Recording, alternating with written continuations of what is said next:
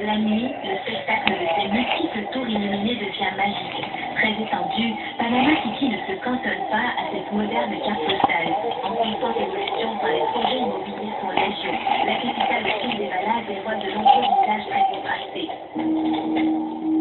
À l'opposé du centre moderne abritant la plus grande concentration de banques au monde après la Suisse, le quartier du Casco Antiguo, longtemps abandonné et laissé aux pauvres, est en voie de réhabilitation depuis quelques années grâce à son inscription au patrimoine mondial de l'humanité et aux touristes vivement intéressés par le passé espagnol de la ville coloniale. Les promenades s'introduisent au détour des petites rues et des charmantes places pour admirer les remarquables façades aux architectures éclectiques et aux couleurs pastel. Surannée et poétique, l'atmosphère y est unique. Non loin, le quartier de Panama Viejo préserve les superbes ruines de la première installation des Espagnols en 1560.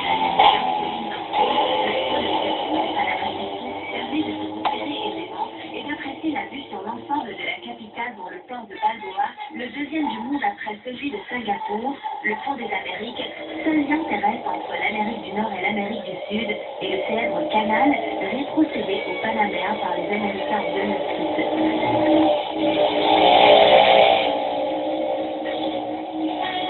Ces océans, les bateaux, petits ou grands, attendent de pouvoir franchir l'écluse de Loire Flores. En voici quelques visites qui demandent bien quelques efforts. Il faudra donc bien vous reposer. Rendez-vous donc au marché de poissons. L'ambiance y est pittoresque, impressionnante. Les fruits de mer ne sauraient être meilleurs qu'ici. Installé au-dessus du mercado de Mariscos, le marché de poissons de Panama sert des spécialités comme le poulpe grillé, le ceviche, un poisson cru mariné au jus de citron, le calmar et la soupe aux fruits de mer.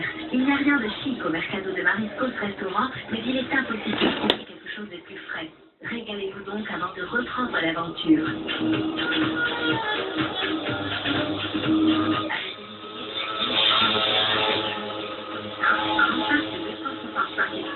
Il constitue l'un des très rares exemples de réserve naturelle aux portes mêmes d'un centre-ville. Les 3/4 de cette superficie sont composés d'une forêt sèche, un écosystème très riche. On y trouve 284 espèces végétales, 328 espèces animales, 126 espèces d'oiseaux, 36 reptiles et 14 espèces d'amphibiens. Ainsi, à 15 minutes à peine de Panama City, il est possible de se retrouver au cœur d'une épaisse forêt tropicale et y observer la faune. Les amoureux de la nature, ne manquez surtout pas de vous rendre à Sabuga, l'île aux fleurs, à 20 km du sud de Panama. Cette île charmante possède une plage agréable et de splendides étendues de forêts vierges protégées. Rendez-vous aussi à Las Perlas, au cœur du Pacifique, réputé pour ses huîtres perlières. Lors de la traversée, il est fréquent d'observer les baleines. Or, une excursion en bateau est fortement recommandée. C'est tout, je vous souhaite un bon voyage et à très bientôt pour découvrir ensemble une nouvelle destination sur Nux Radio.